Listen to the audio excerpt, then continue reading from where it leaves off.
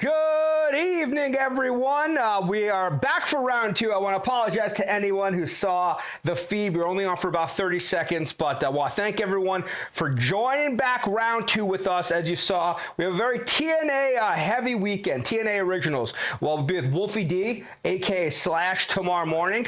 We had Sharkboy last night, in addition to some other people this weekend. Shell, yeah. Right now, we have one half of one of, if not the greatest tag team in TNA wrestling history. You've seen them on your TV screens over the last 20 plus years. WCW, WWE programming, of course, NWA, TNA, and Impact. The one and only Wildcat Chris Harris. Chris, I want to thank you for joining us in the Captain's Corner Happy Hour.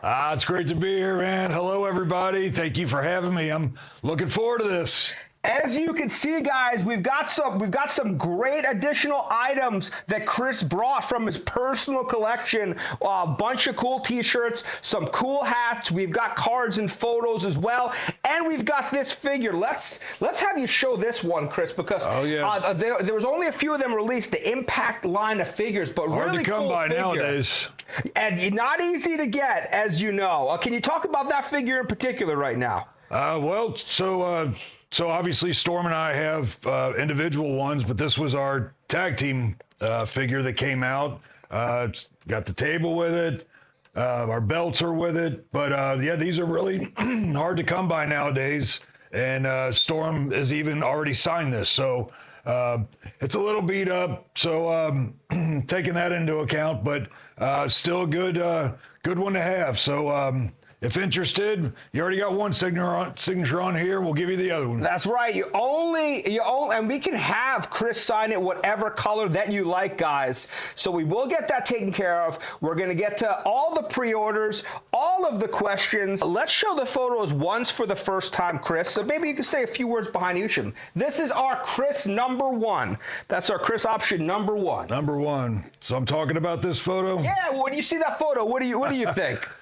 Well, what it makes me think of is I was not expecting to have this photo taken. Really? I remember that because I don't have my hair down. Okay. I didn't normally go out on TNA programming with my hair up, and it was still up at this point. And I don't know, maybe the photographers were just taking random shots, and I had my handcuffs in hand, stuck that up, but.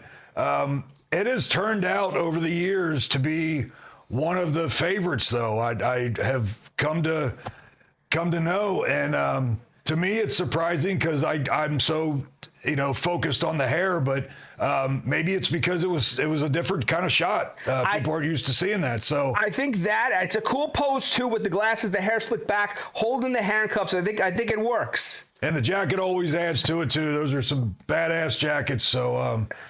Yeah, really cool photo. So jump on that one. Where did you get those dusters made from?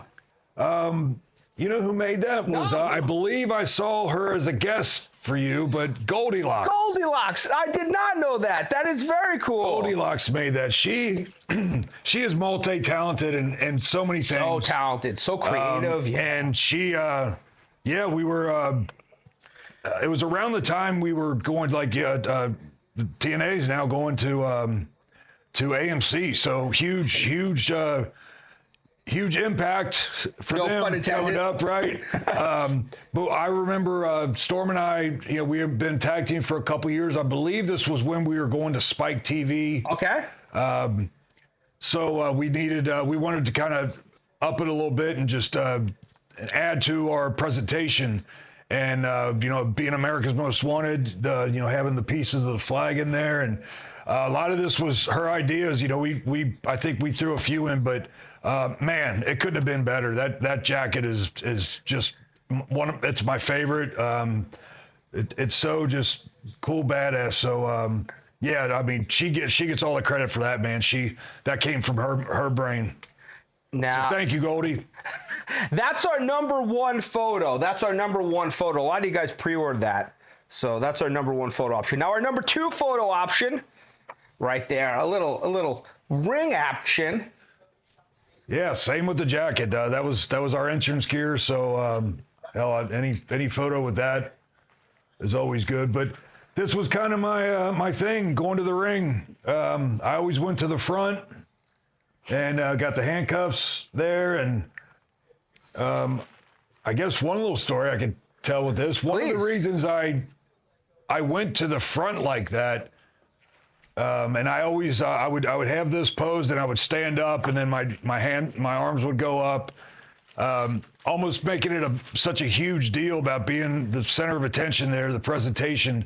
When we first got to TNA, Storm and I would walk to the ring, and I had TV experience with WCW, but I wasn't the focus. I was more of the enhancement talent. Although it was competitive matches, there was always, I was always wrestling the star.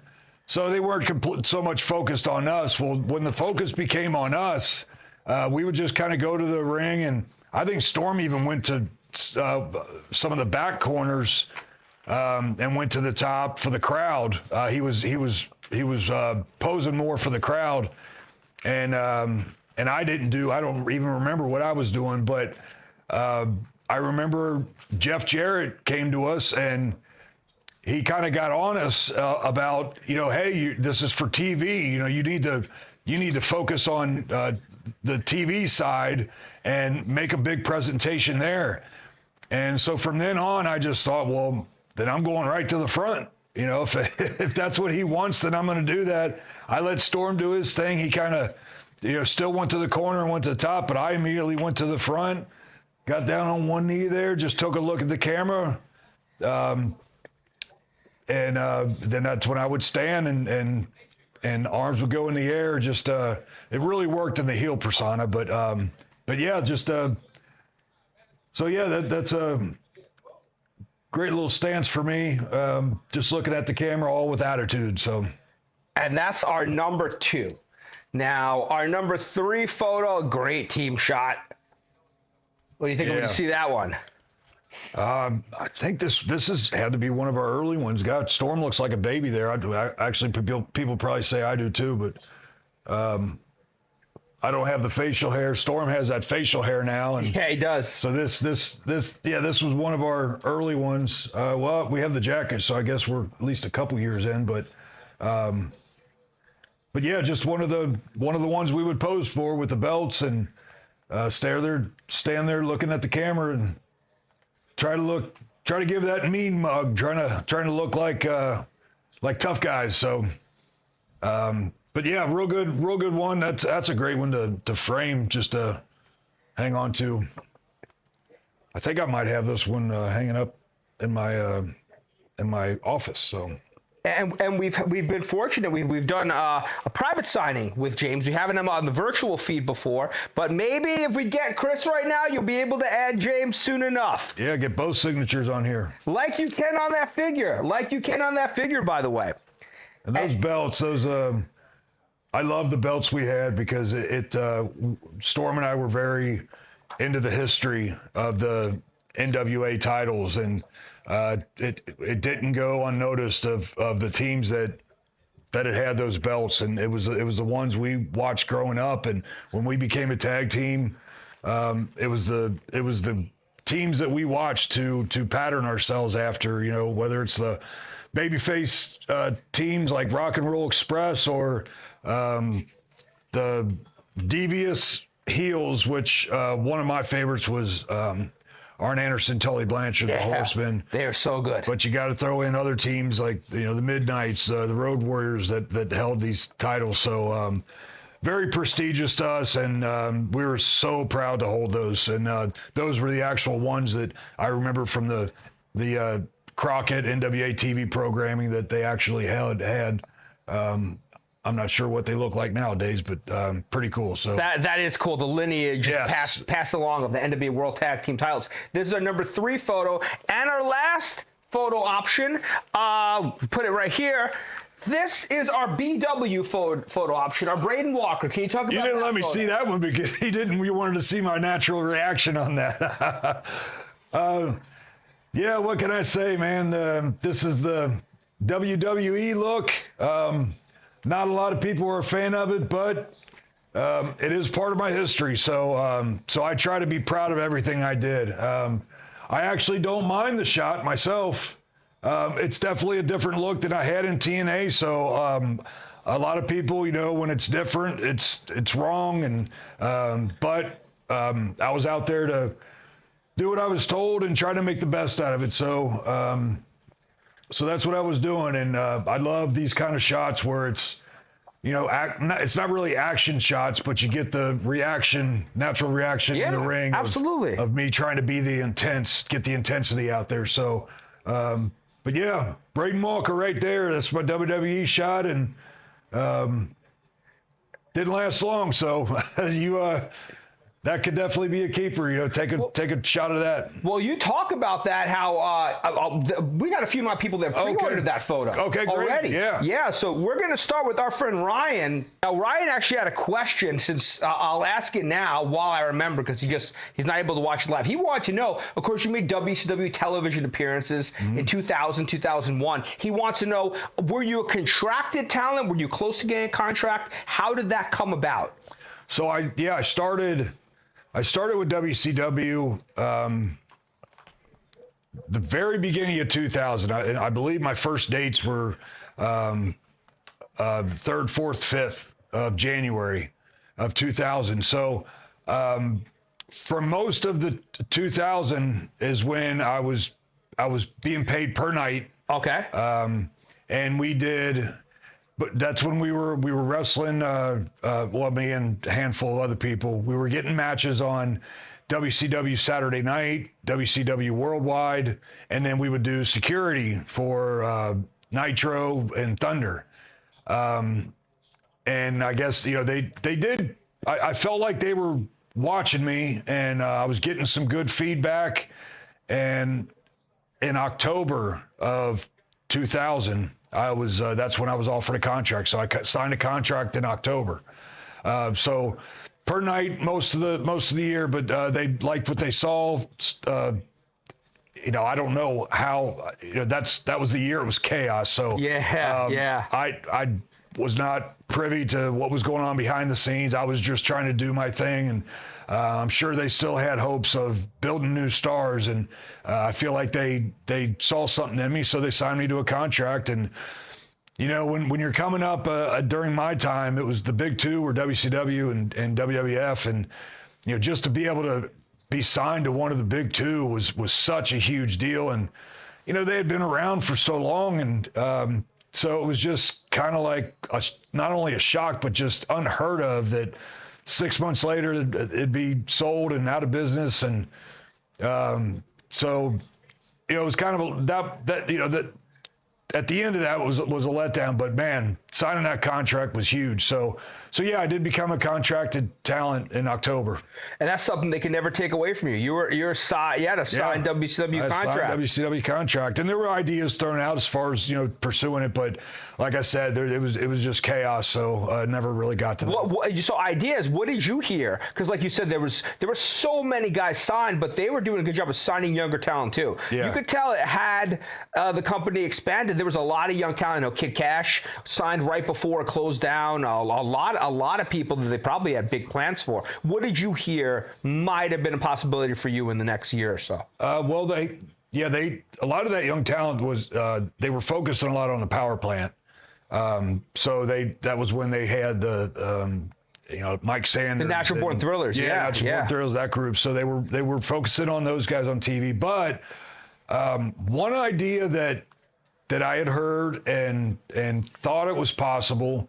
It may sound kind of crazy now, but so around that same time, I was in because I had been working a lot in the Nashville area. Mm-hmm.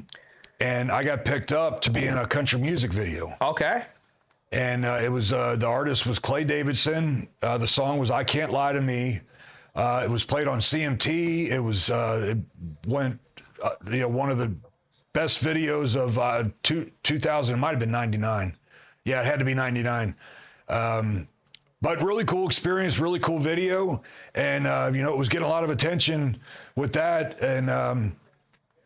And I believe, I'm not sure how it got started, but doing some sort of a country music idea, they were going to have me kind of debut with that, which I thought was kind of cool because you're always trying to find something unique, something original. Sure. And I don't know of anyone in wrestling that had some sort of a debut from being in a country music video, and maybe the entrance would be the song, and they had ideas to tie it in somehow, and I don't know how far this would have really have gotten, but to tie it in somehow with Jeff Jarrett.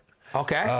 The reason I say I don't know how far those talks got is because Jeff was a top guy, and I'm not sure if you're really going to take an unknown and put him with the top guy. Although, they were doing that a lot back then. I remember the New Blood and the Millionaires Club, and they doing things like that. So you never know, but it never came to be. I don't know if it, again, just because of the chaos of the promotion.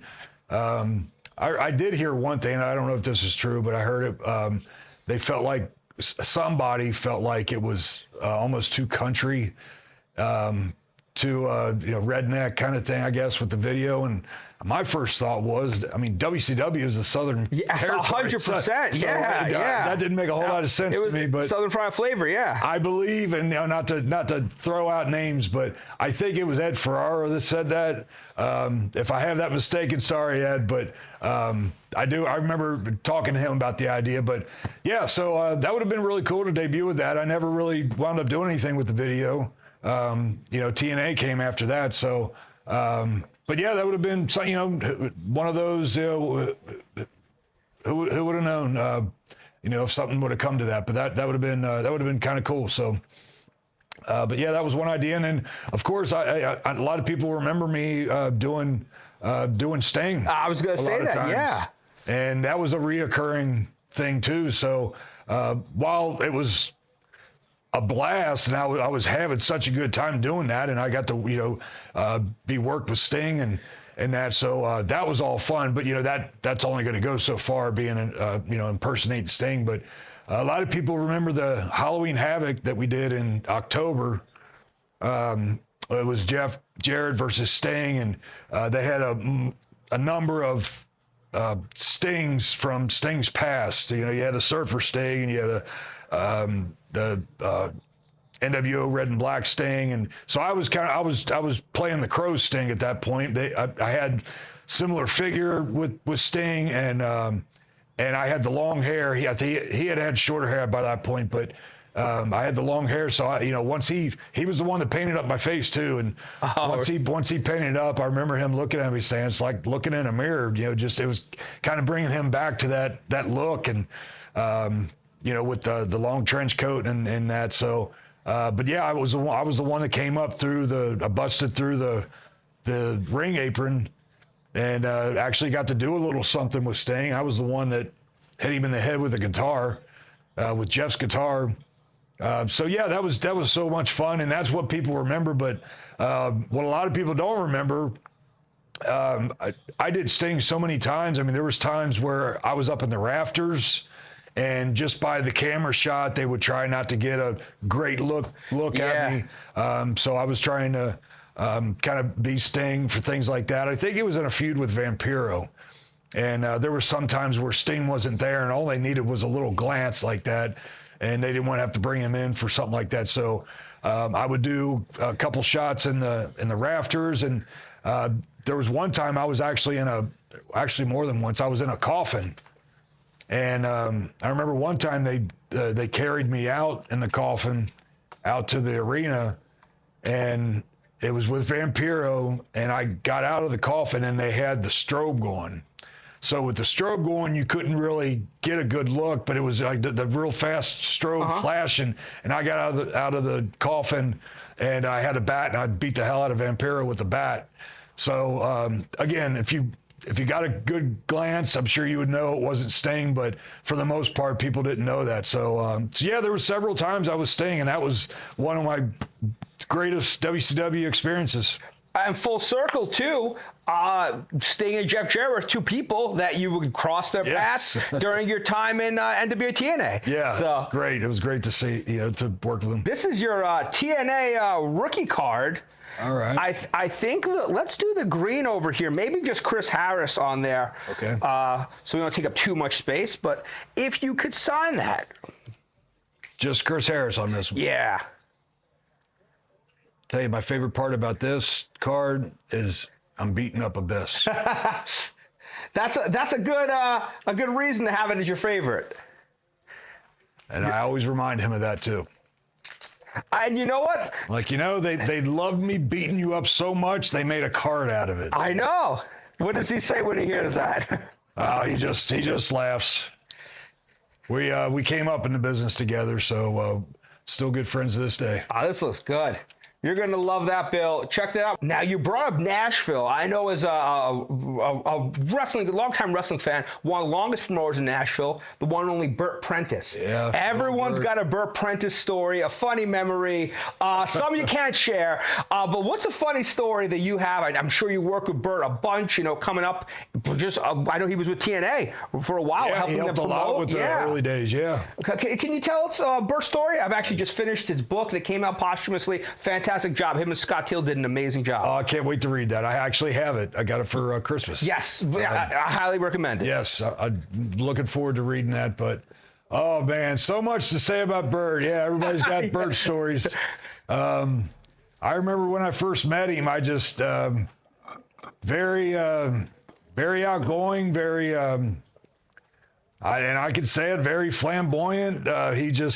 Burt was Burt, and he wasn't shy to tell you what he thought. But I have to say, Burt was good to me. I worked for Burt a lot. I started with him in '99 and started coming to Nashville on a regular basis. He instantly, once he saw a video of me, he instantly wanted me down there and started working in '99. Right away, he was the connection to WCW because him and Terry Taylor were good friends. Terry was doing, I guess it was talent relations, but he was part of the hiring process. Terry's the one who offered me the WCW contract. So right away, Burt put me in a connection with WCW. But during that whole time, I was working. We would do the Nitro and Thunder days, and but most of the weekends I was working for Burt, and worked for him for a long time, even after that, even during the TNA days, still working for him. But one of my, trying to think, yeah, you're right. Most of them I probably can't tell, but yeah, that's what most of the boys say. Something that since I mentioned it before, the video, the country music video. If anybody could go, maybe check that out on YouTube. Once again, it's Clay Davidson. It's I Can't Lie to Me. The song itself is great. It could be really about any kind of form of entertainment, but what they wanted to do is put a wrestling theme to it. So it just has to do with being the star at one point, but then you got to go back to the real world too. So, but anyway, there was a clip in there. Burt's in the video. And there was a part in there, I'm out, I'm in the ring and in front of the crowd, but then you go back to the back, and the idea was, behind closed doors, even the star gets yelled at by the promoter. And so I'm sitting on the bench. I had the North American Championship, NWA North American Championship at that time. I had the belt sitting there. And Burt, you just see Burt just going off on me, just, raising his arms and just, screaming at me. And I'm kind of like, it's really getting to me. And, like the idea is, the promoter's yelling at the star. And so you kind of take that behind closed doors sometimes. But when they said action on that one, man, Burt hit me with every cuss word you could imagine, calling me names, just you prima donna son of a, just going off on me, cussing me out.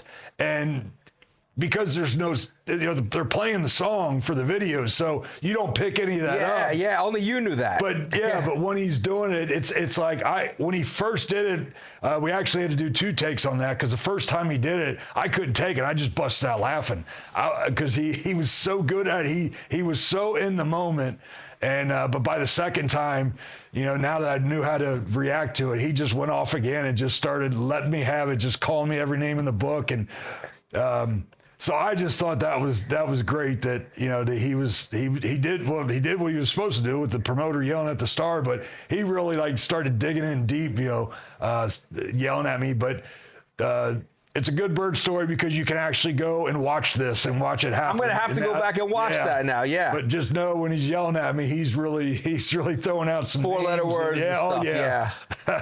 Yeah. Now, before you team with him, James Storm was someone that you would face off with quite a bit, right? Can you talk about early memories of Storm before you guys wound up linking up as a team? Yeah. So I met Storm when I went to Nashville and started to work for Burt.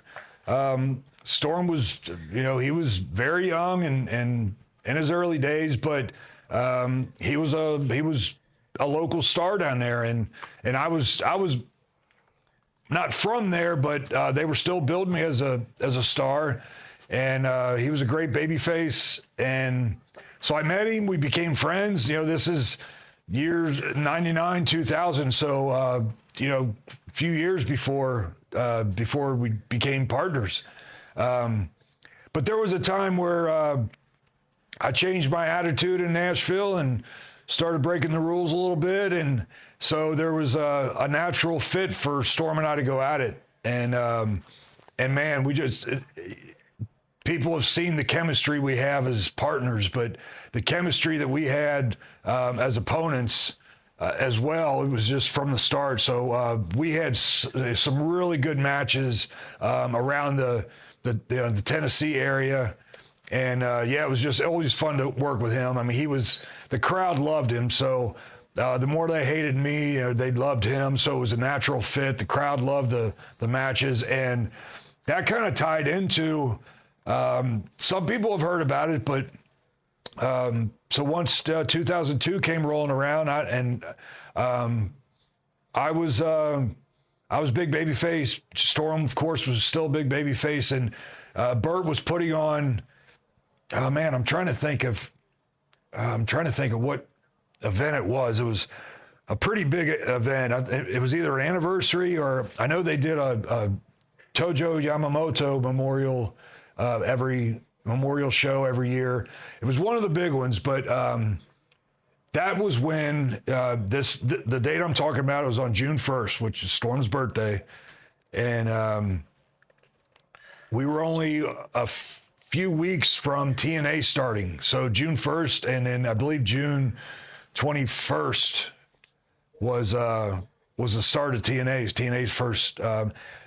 first show. And Storm and I, we worked with each other that night, but for that big show, TNA was going to be in there kind of doing a trial run. They were scouting talent.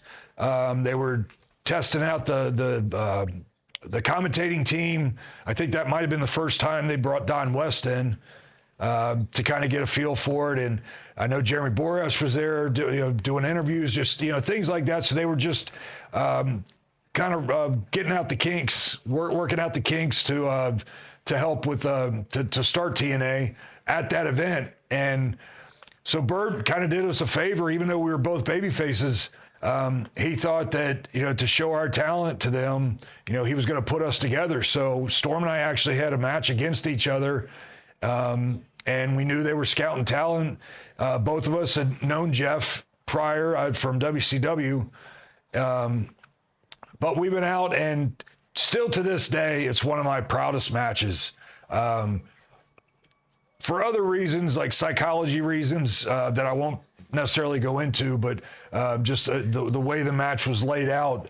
But it was just one of my best matches, one of my greatest memories of matches. I think Storm feels the same. But yeah, that's just it still holds up today. And it was that match. I remember when we came to the back, I was kind of looking to see, you know, if we're always looking for that approval kind of thing. And I remember I looked at Jeff. He was standing over in a corner. I looked at Jeff, and I think, you know, he knew kind of what that look was about. And he winked at me. He said, "We'll be in touch."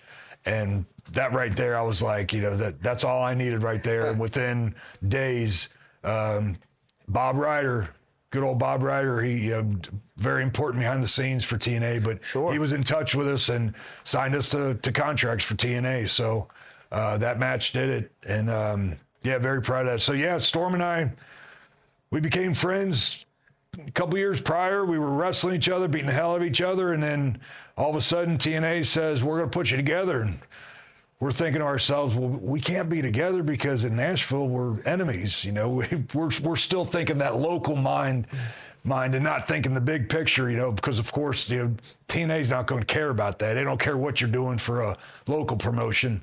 So they put us together, and right away we looked at each other and we were like, man, you know, we thought we were going to do singles, but if they want to put us in a tag team, we're going to go out there and we're going to be the best damn tag team there was. Yeah, and you guys were, in some ways, you know, you were the first TNA original, like, stars that it felt like TNA had made, you know, not using like that, guys that, you know, so you kind of grew as the company grew, you know, and we're going to talk a lot more about AMW, get caught up with the comments. Maybe you could say a memory of Sharkboy. Sharkboy, you know, we had him on the feed last night, such an entertaining virtual signing, another TNA original, somebody you spent a lot of time around.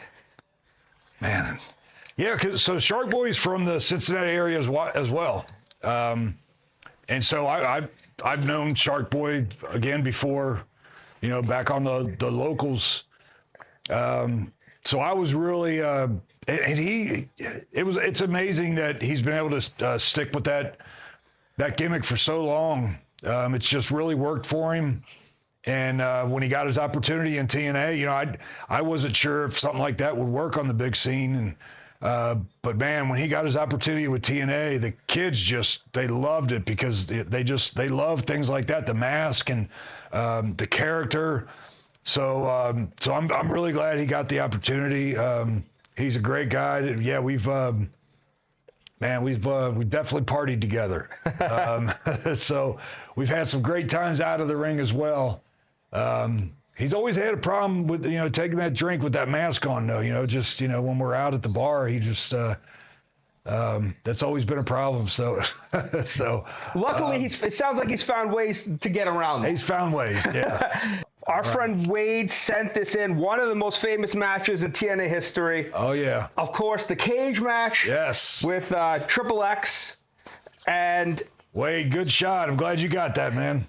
So he's got Christopher Daniels over here, Elix Skipper, and then we got to finish it off. The request is Chris Harris in the white paint pen. Oh, wow. He's got those two. That might be the first time. I know. The first one that I've seen. That's going to be completed. With both of them, yeah. Well, and we're going to talk about AMW, of course, but what's your memories of that match or maybe even that spot in particular? Because that's what people hear. He actually requested white, yeah. That's what people remember, and everyone remembers the match, but that, like, people really remember that moment. Can you talk about it? Yeah, I mean, gosh, I got so many memories of this one. Yeah, and what a great shot that is, because that's the moment. I'm going to show it to you guys, by the way. People still talk about to this day. And everybody always says it's one of the most played moments in TNA history. It's top 5 at the very least, and it might be the most played because it was the biggest moment for the first 10 years, you know. And then even since then, they still will play it. But guys, and then we'll have you talk about this, Chris, too. Look at this. I want to show everyone this. A lot of people are going to be jealous. So Elix Skipper, Christopher Daniels, and now Wildcat Chris Harris from one of the early TNA super pay-per-views when they would go to the monthly pay-per-views. I think it's one match of the year. Yeah. Right? And one of the greatest matches in TNA history, one of the most memorable spots in wrestling history of the last 25 years. Can you talk about it, Chris? Oh, wow. Yeah, well, that's a big one there to have both those guys sign that. I've seen some of those shots where they've had one or the other. Usually it's Elix missing because he doesn't do a lot of appearances. Does not do a lot. So, I think he's done 2 in the last 15 years. That's pretty cool that he got that. Yeah, I mean, that's what to say about that match. Just incredible match. It took 4 guys to put that together. Very special to me, very special to all of us. As far as that moment, yeah, I mean, a huge feud built up between us and Triple X. It had been going on for a long time. In fact, that cage match was so well liked that it almost overshadowed it. We actually had a cage match earlier in the Nashville days, in the Asylum days. Yeah, that's right. We had a cage match there, which I thought was incredible. So right away, the four of us were like, when we had the opportunity to do the 6 sides of steel, we thought, how are we going to top that? And right away, we started to tell ourselves, let's not even try that. Let's just go out there and do what we do. So we tried to get it out of our head to try to top that first match, but turns out I think we did. Yeah. But as far as that moment goes, I know I've talked about it a lot of times, but if you haven't heard it, so the backstory is Elix Skipper, part of his arsenal, he would set people on the top rope and walk from the corner across the rope and do a Hurricane Rana. So it was part of his arsenal. Yeah, absolutely. To do that. So when he first brought it up, it wasn't like completely crazy. I mean, crazy to do it up there, but it was one of his moves. So that day, it wasn't brought up until that day, and Elix brought it up when we were talking, and I think right away, I'm not sure how much either one of us thought about it. I think, Storm might have, I can't say he said no, because Storm doesn't say no to much. But somehow it became the conversation with Elix and I, and there was just so much room it was just so dangerous, so much room for somebody to get hurt that, we talked about it very little, and I think I kind of told him, I said, let's not even try that. It's too dangerous. And I'm not sure what I said in that, because I don't remember much about that first conversation, but I remember, we decided not to do it. Okay. And it wasn't but just a few hours before the show, a couple hours before the show, I just started thinking about it, and it was one of those things where the more it got heavy on my mind, and the more I started thinking about it, I did start thinking of how incredible it would be if we actually pulled that off. So I went up to Elix, just the two of us, and I went up to him and just raised the question to him. I said, are you sure you can do that? And what sold me on this was that there was no wavering from Elix at all. Like, he didn't give me this and that. He looked at me when I said, are you sure you can do this? He looked at me and he said, yes, I can do it. And with his confidence, that kind of came on to me. I was like, then we're doing it. We're doing it. I'll do my part, you do yours. And so it was the confidence that Elix had, that he felt that he could do something. He could do this. He could pull this off. And so I worked it out to where I was going to get the best position for him. And as we're up there, Elix is making his climb and, making it look like a struggle. And I'm sitting on the top of the cage, and we had something where Daniels was there, so I looked busy. I was fighting Daniels as I was sitting up there. And I remember looking over, and I saw how Elix was struggling to get his footing. And so right away, I was thinking that this is not going to happen.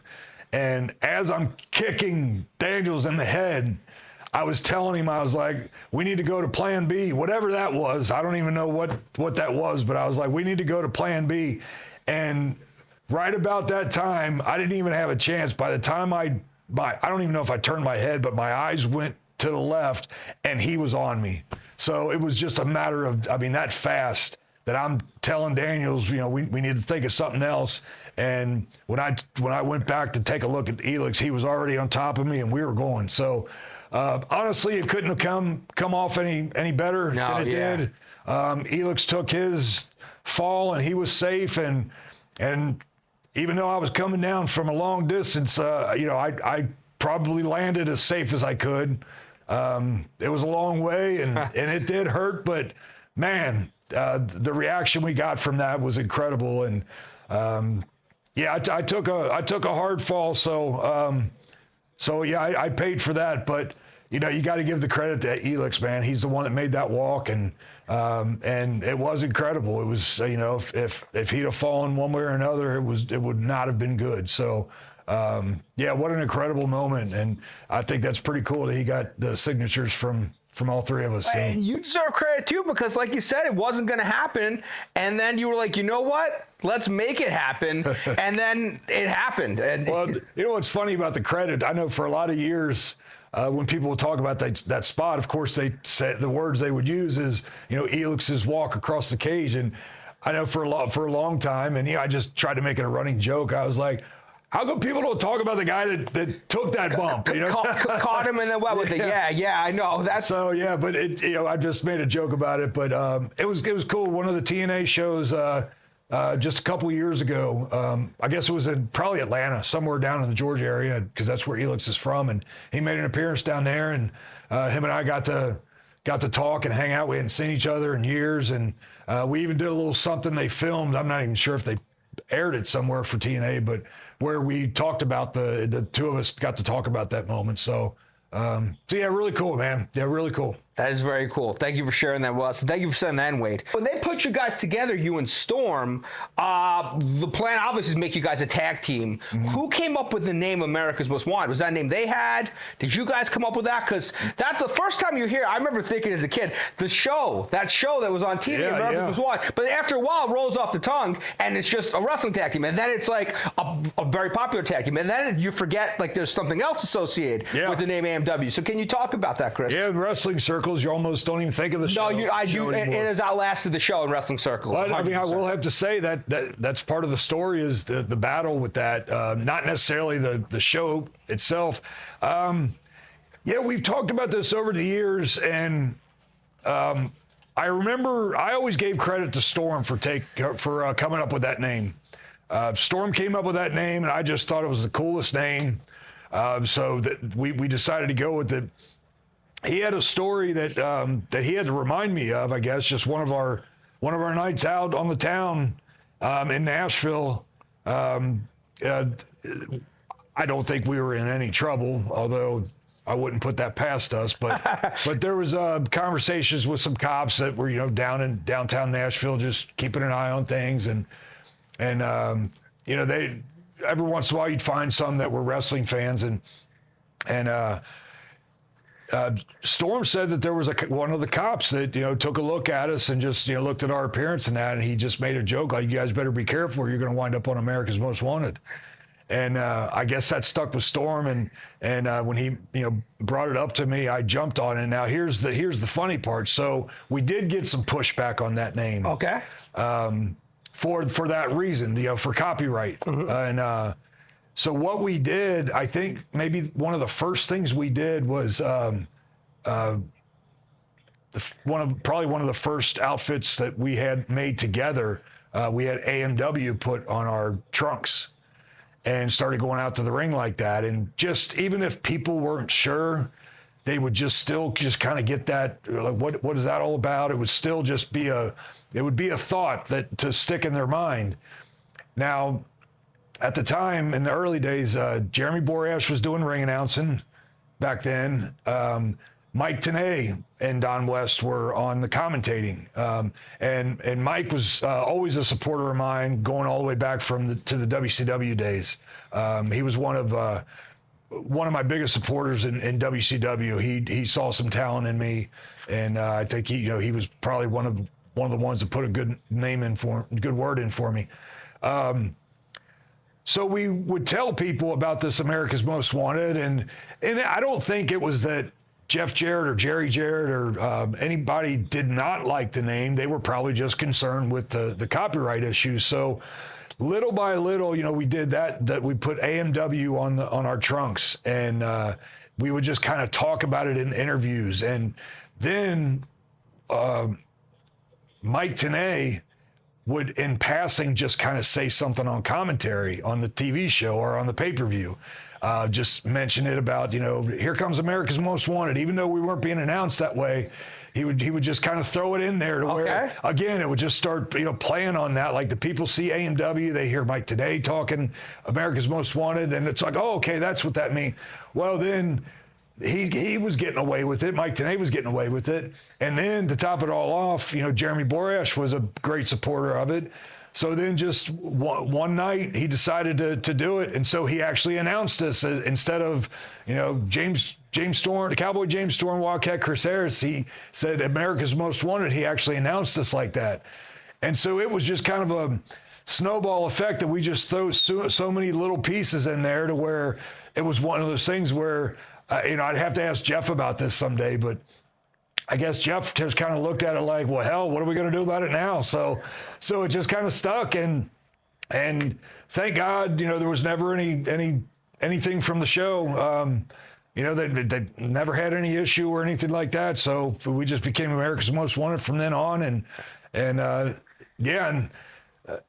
AMW even it was unusual to say, but America's Most Wanted really flowed. And so, nowadays, at least in the wrestling circles, you say America's Most Wanted. Yeah, no one thinks of the show. You have to remind people, hey, there was an actual TV show. Yeah, without question. But yeah, it was an awesome name, and I love that we were able to keep that.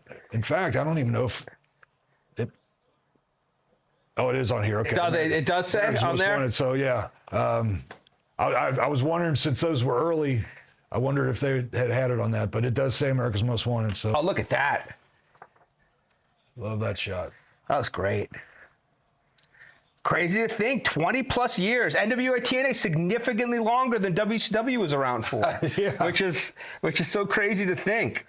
Yeah, Storm and I, you mentioned earlier that, we've made some appearances, since all that, and we've been fortunate enough to make some appearances every year. Every couple of years, we'll do something with TNA. But we were there for, I know it was Impact's 1000th episode, but we were also there for the 20 year of TNA. So, which was, gosh, now it's A few years ago, yeah. Yeah, that's been a few years now. So, Tom said, "What's up, Captain? What's up, Chris?" He says, Chris Harris versus James Storm, the Texas Death Match, is one of his favorite matches of all time. That probably gets as much attention as that Six Sides of Steel. So, it was, I'd mentioned how we had some matches against each other before TNA even started, and we had the chemistry. But once, we tried to carry America's Most Wanted as long as we could.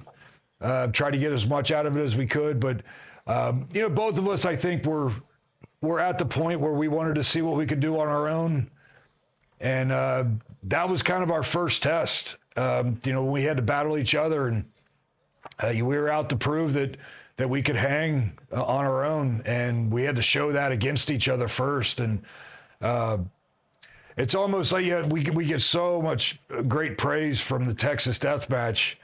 But I almost hate to bring it up, but our first match together with that feud was the blindfold match, which didn't get a good reaction. That's a hard match. Yeah, I mean, sometimes I try to defend it though, because in Wrestling 101, if you do anything where you have some kind of a blind angle, something like that, in which I wore an eye patch for weeks. It's just part of wrestling, and I think a lot of fans can understand it when I give you that perspective. You naturally go to a blindfold match, and I believe we had that match in St. Louis, and just the St. Louis crowd just was not having it.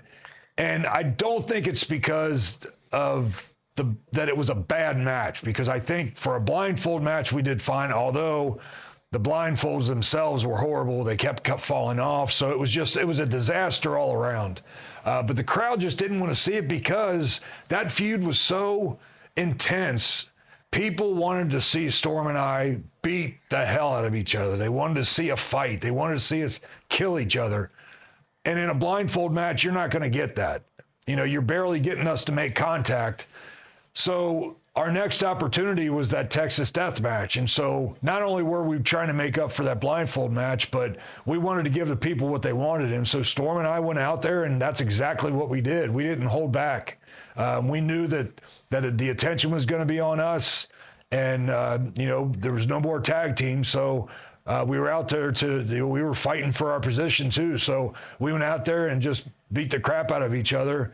It's one of those things where you do it then, you apologize later. So yeah, Texas Death Match it's one of my favorite matches, one of my greatest memories, but man, it was brutal. It was brutal.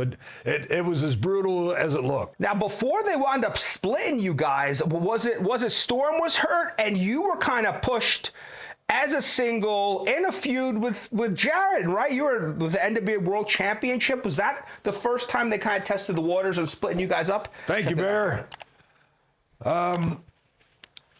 Yeah, we did a little something in, I believe it was 2004. Storm had a shoulder injury, and rather than me, kind of been shoved to the back while he was out, I was very fortunate that they kept me in the mix. And I think a lot of people saw me that once we did break off, that I was able to break out into singles. So I believe they saw that in me back then. So maybe that's why I got the opportunity. But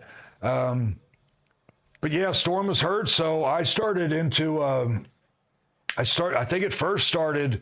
I started something with Jeff Jarrett, which he was the champion, and I kind of stood up to him, and we had a couple matches, but that kind of turned into matches with I was AJ Styles, The Truth, Raven was in there, and that kind of all led, after weeks of kind of all of us involved with each other, it led to the first King of the Mountain match with the five of us. Yeah, that's right. So yeah, I was put in there with some great company. Raven, gosh, his career speaks for himself. The Truth was, he had a little stint in WWE, but he really became a star in TNA, and gosh, we can all see where the guy's still going. I like to say about our Truth that as long as that red light comes on in the camera, you're going to be entertained. He's just, what a star he is. And AJ was their guy. That was the guy that TNA was going to push, and Jeff was the champ. So yeah, for me to be part of that company, it was a big lift for me, and it kind of gave me the confidence that I may have thought maybe I lost being in a tag team. I wanted to make sure I could still hang as a singles, and I did real well. And I think there was always the plan was always to put us back together, but timing wise, once that all ended, that was when we first went to Fox Sports. This was the channel we got before Spike came in. And I know for Fox Sports, Jeff wanted to have everybody aligned at the best place positioning that we could do for that show for a wider audience. So he wanted his best tag team together. So that's why when James was healthy, they put you guys. When he was healthy, and back. I was done with the Jeff and all those guys. Yeah, we went back, and I believe that it was the first show on Fox Sports. We wrestled Kid Cash, and his name was Dallas, right? Lance Hoyt, yeah. Lance Hoyt, and we won the tag team titles back that night. So yeah, it was a pretty big deal. But I think it was strategically Jeff positioning his guys in the right spot. I think, like, for example, I think AJ had a world title run already, but Jeff was going to be the world champion, and he put just like putting Storm and I back together, he put AJ back in the X division, and AJ won the X division title. So yeah, you're right. It was almost like a reset for national eyes. Yep. Because what people had been seeing on the weekly shows and the syndicated shows, now it was a national show that everyone. Yeah, I never realized that. So timing was that was strategically done like that. So in an alternate world, right, and maybe that happens a year later. Where do you see that? Because you were a singles guy for that period of time. It felt like that's what they were doing. Where do you see that going? Because those like AJ, Jeff Jarrett, all those guys, you're in there with them in the big feuds and the matches. Did you have an inkling of where that could be, or even looking back? I really feel like Vince Russo was there. He was writing a lot of that. Jeff obviously had input, and we had Dutch Mantel, and I really feel like Vince was very supportive of this singles run I was doing, and he was writing a lot of it. So I really feel like, and I have talked to Vince about this. It's been a lot of years, but I felt like I had a world title run coming. And, and maybe, the timing that we were just talking about, maybe the timing wasn't right because, everybody had to go back to their original positions. But for whatever reason, I mean, and like you said, in a hypothetical world, if I'd have stayed in singles, I really feel like I would have been in that mix because AJ had a world title run. Raven became champ. Ron Killings was... he was the one that beat Ken Shamrock. Yeah. And then Jeff was the champ. So I really felt like, being in that company, it really could have led to that. So never know. Whose idea was the Wildcat name, other than Williams, of course? Wildcat. Well, I stole it from Wildcat Williams. Other than Wildcat Williams, where'd you come up with that? I saw him wrestle one day, and I thought, that sounds really good. Let us know, Barry, the backstory on this, but it looks good either way. The name Wildcat, Chris, where did that come from? So Wildcat, it's funny. I was just looking through some old things that I keep wrestling wise, just that I store, and I found the actual piece of paper that I wrote down a bunch of names. Oh, really? Back in my early days. So I would look at them. It's it's just crazy to think of what I could have I called myself, but one of the names on that list was Wildman. Wildman Chris Harris. And so my first couple matches I was Wildman. And, okay. I must have gone to the guys that were training me and maybe asked them what they thought. And I remember them making some kind of reference of just me in the ring, just mannerisms and that, and they were like, sometimes you wrestle like a wild man, and I was like, well, let's go with that. And so I was wild man for my first few matches, and it's crazy to say this. So my first few matches were in Ohio, and then I got on with the promotion which I still work with today, the Northern Wrestling Federation, which is based out of Cincinnati. Okay. And they were doing Kentucky shows. And I really can't say when or what day or anything that we switched to Wildcat, but you would almost think it's some sort of a Kentucky thing, like a Kentucky Wildcats. You would think, but Cincinnati's the Bearcats. And I have been asked about that before, and the truth is, I am not a basketball fan at all. So it's not that I got it from them at all. It was just that Wildman became Wildcat, and the crowd just loved the Wildcat name. And honestly, I liked it better than Wildman. But then it just kind of took off from there, and it got a good fan base in Kentucky. And maybe that's why they liked it so much. I don't know, but it's not that I was a big Kentucky Wildcat fan, and that's where I wanted it from, but it just kind of stuck from there. But the Wildcat started out as Wildman. And that, what year was that you said? 95. So that predates, we need to get Mark Merrow on here so we can get a photo to you. Predates Wildman Mark Merrow, yeah. To Chris Harris, sorry for taking your name, Wildman Mark Merrow. Yeah, he did that in, 96 probably. Yeah, mid-96, yeah. I actually started in 94, so I had the Wildman name in 94. So, so really, right off the jump. Yeah. Sarah. I can't, it's hard to remember that far back, but I'm sure when I saw Wildman, because I'd known, Johnny B. Bad from WCW. Yeah, of course. But once he became Wildman in WWF, I'm sure I looked at that screen and I was like, what the hell? Yeah. I'm sure I threw a fit that, he was on TV with that name, but Wildcat worked better for me. Well, and everyone, I think for the most part, a lot of people consider him Johnny B. Bad still. Yeah. I feel like nothing against Wildman Mark Merrow, but... And he really didn't have the Wildman for long. I mean, he was there for a while, but... Maybe a year. He stayed, he just became Mark Merrow after that. I'm right next to the Brainbusters, so I'm in good company. Yeah, you're just talking about them, also former NWA World Tag Team Champs. Tully Blanchard, Arn Anderson, two of the best to ever do it. We've had them both on the feed, absolutely. Have you Check really? it out, Sarah. Yeah, we've had Tully and Arn on before. Oh, cool, man. Great guys. Together? No, separate. Okay. Separate. I don't like having two people at once. It's hard for me, especially if I don't have help, to like monitor everything. Especially with those two, I'm sure you'd be running like crazy. We had them split off by about 3 weeks, but it was more enjoyable too because we got to talk about each of them and their time together separate rather than trying to fit everything into our time. Now we've got him tomorrow. Wolfie D, of course, and Brian Lee, along with Sinister Minister with James Mitchell, disciples of the church, right? Yeah. Can you talk about your feud with them? You and Storm traded titles back and forth with them a few times. Yeah. What are your memories of those guys? Man, we really loved working with those guys, and to be honest with you, those guys really helped put us on the map because that was in a time where we were trying to. That was one of our first feuds. We were trying to make our mark in TNA. We were given the opportunity by TNA and as a tag team, and that was one of our first, probably our first feud.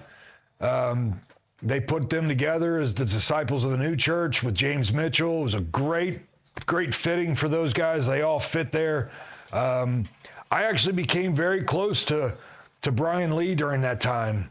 I know I know his work from Smoky Mountain. He did ECW, and of course he did the Undertaker. I don't know if a lot of people remember that, but then disciples of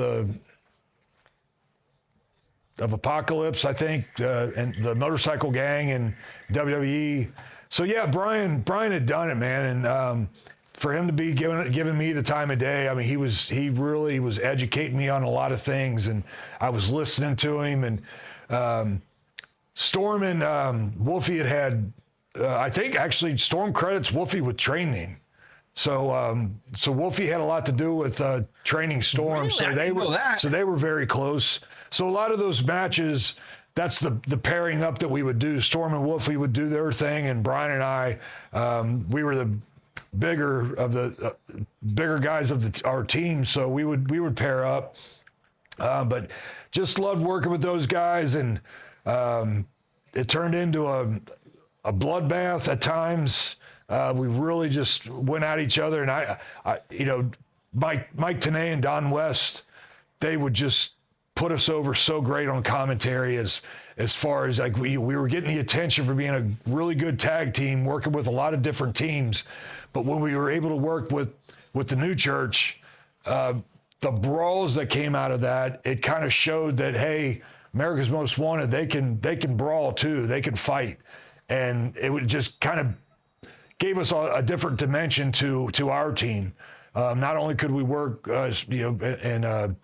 as technicians or scientific matches, but we could also we could also brawl with the best of them too. And that's exactly what we did with those. But yeah, I haven't seen Brian Lee in a long time. I miss that guy, and got a chance to talk to Slash Wolfie not too long ago. I did his podcast, so we got to catch up a little bit. But loved working with those guys. Both of them had some great experience. I didn't mention Wolfie's time in the WWE as well. So yeah, both those guys had a lot of experience.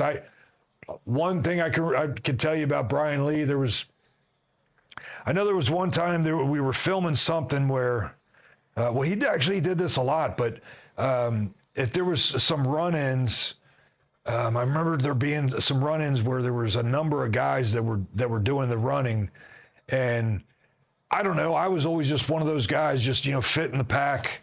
And I remember Brian pushing me, like actually pushing me to the front. He's like, "Get up there, get in front of that camera." And I was like, okay. And I didn't really understand it at the time, but I mean, he was telling me, he was like, if amongst all these guys, be the center of attention. Sure. And he was like advising me on things like that. And I could remember that. My memory's shot for a lot of things, but I can remember us being in in a group where everybody was getting ready to run out, and he actually physically pushed me to the front of the group, and he was like, "Get up there so the camera catches you first." And I just, looking back on it, hell, 20-something years later, it's something I think about, and I just really appreciate, the education I got from Brian Lee. It was just really cool. He gave, for him to give me the time of day, I really appreciate it. So. And great feud with the and that was the program where I have the visual of you and Storm hugging at the top of the ramp, right? When you won the belts back, there was one where the crowd was going crazy. I feel like it might have involved them, where it was just one of those. Well, the one we were hugging was the first time we won the belts. Okay. Which we actually beat Brian Lee and one of the Harris, Ron right? Harris. Yeah. But then they were those guys were a tag team for a little bit. But then Brian went to the new church and started teaming with Slash. But yeah, they beat us for the belts, and which even intensified the feud. And we came back and won the belts back. So. Yeah, some title changes in there, but yeah, incredible. I love those matches. Donnie wants to know, what was it like when you came back to Impact teaming with Matt Hardy to take on Beer Money? That was amazing. Yeah, that was when they first brought me back, and I was excited for the opportunity. There was talk. I'd been coming around TNA. Just I still had friends there, so even after the WWE debacle, I was still talking to the guys, and I don't know that anybody ever actually said this to me, but I think they just kind of wanted to get the Braden Walker stink off of me, so that's why I wasn't really brought back so very quick, and then I got a call. I believe it was from Terry Taylor, and told me about this story, and I was hoping it wasn't going to be a letdown, because they had Beer Money, and I guess they had a little something going with the Hardys, and Jeff might have been hurt or something. So Jeff was gone for a little bit. So Matt was talking about bringing in a partner, and I think a lot of the crowd thought that Jeff was coming back at that point. So of course that's my first concern, because any wrestler will tell you, if you've been gone for a certain amount of time, you always worry what the reaction's going to be when you come back. And so I was already concerned with that, and I just didn't want it to be a letdown. However, if the story was told right, you can play the history of Storm and I, and that would make it exciting. So, but yeah, they told me what was going on, and Matt kind of played it up for a number of weeks, and then brought me out. He said his partner was not Jeff Hardy like everybody thought, and I think he directed it towards Storm. He's like, he found, Storm, I found somebody that knows you better than anybody, and they brought me out. And I don't remember it being a crazy reaction, because it had been a while. But we got some matches out of it. We got a pay-per-view match out of it. Me and Matt against Beer Money. I loved working with those guys, and I really even talking to Vince Russo, there were some ideas to take it further, and which would eventually lead to Storm and I teaming together again. So Vince laid out the whole layout for me, and but yeah, just for whatever reason, I mean, that's wrestling for you. But they kind of dropped it after that, and they didn't have me back for a while. So I'm not really sure what happened with that, but yeah, just to be brought back there was really cool. And I don't think it got the reaction that I was wanting, or that maybe a lot of us thought it would, even Vince. And if I can get into any kind of detail here, but, a lot of people have talked about, when Hogan and Bischoff came in, how much things really changed. And it did. I mean, I'm one of those that kind of thinks that, it may have jumped for a little bit, but then it started slowly going downhill. And I think with as far as my part goes in there, they never did anything to tell that story.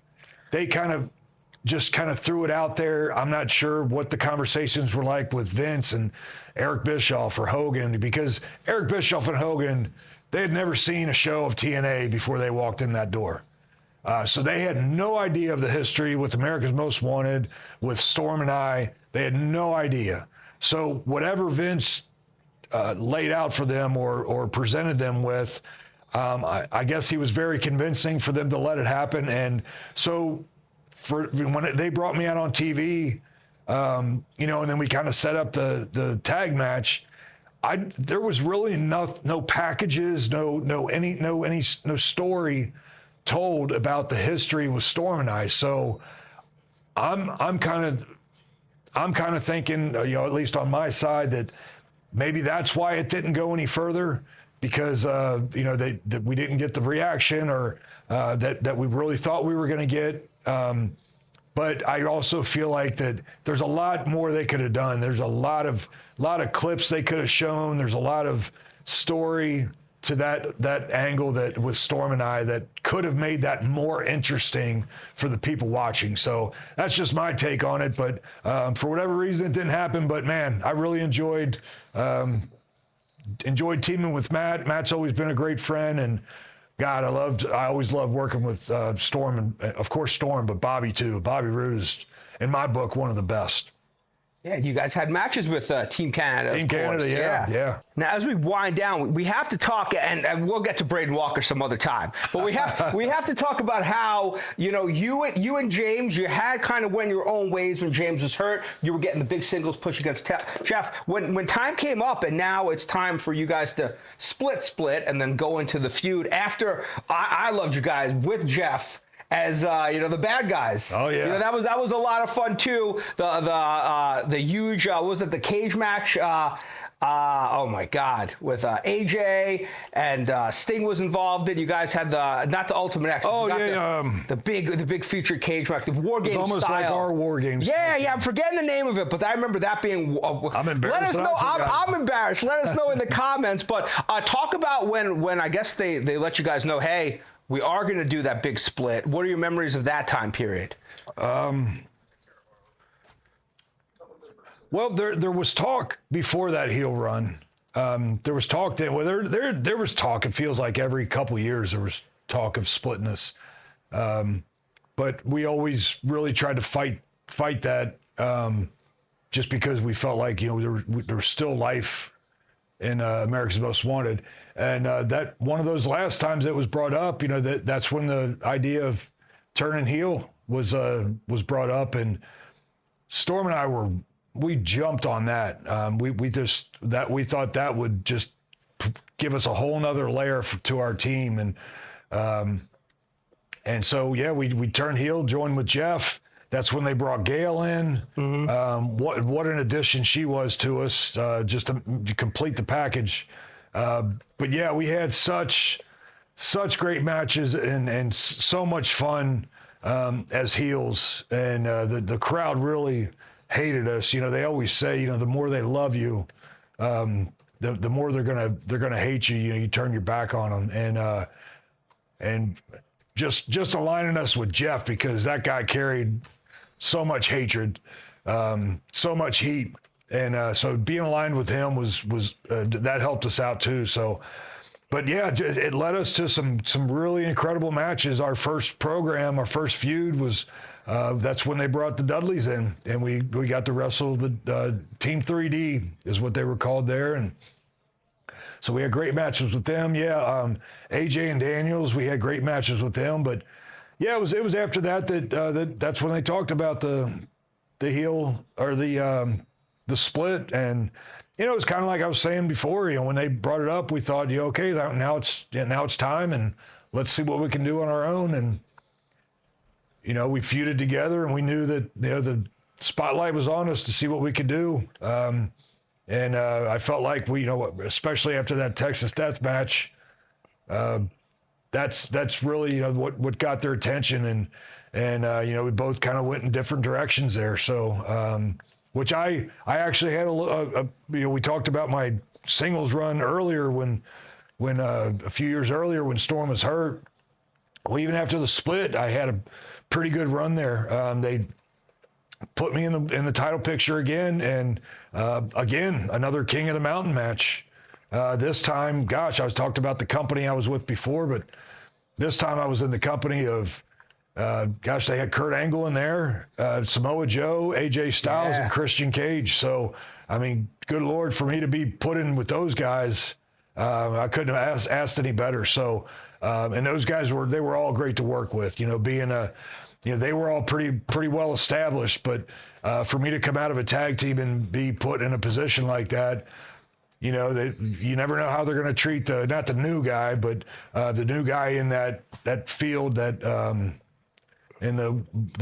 world title picture. So, but all those guys were willing to help me out, and really enjoyed that, which that took me off onto a little program with Christian. And I love working with Christian. Gosh, I still love. I love watching him today. I think some of his best work has been this past year or two. So he's had some good stuff on the mic and everything. But I had some really good matches with Christian. Chris, as you wind down the live portion of the signing, what do you want to say to everyone that's not only tuned in for the last hour and a half plus, but who supported you throughout your career? TNA, WWE, back to Impact, and so on and so forth. Yeah, man. First off, don't you let Wolfie D talk bad about me. I won't. No, gosh, I could go on and on about the fans. There's no doubt we wouldn't be here without you guys. Love us or hate us, we just love you being fans. We love you watching. We love you coming to the events.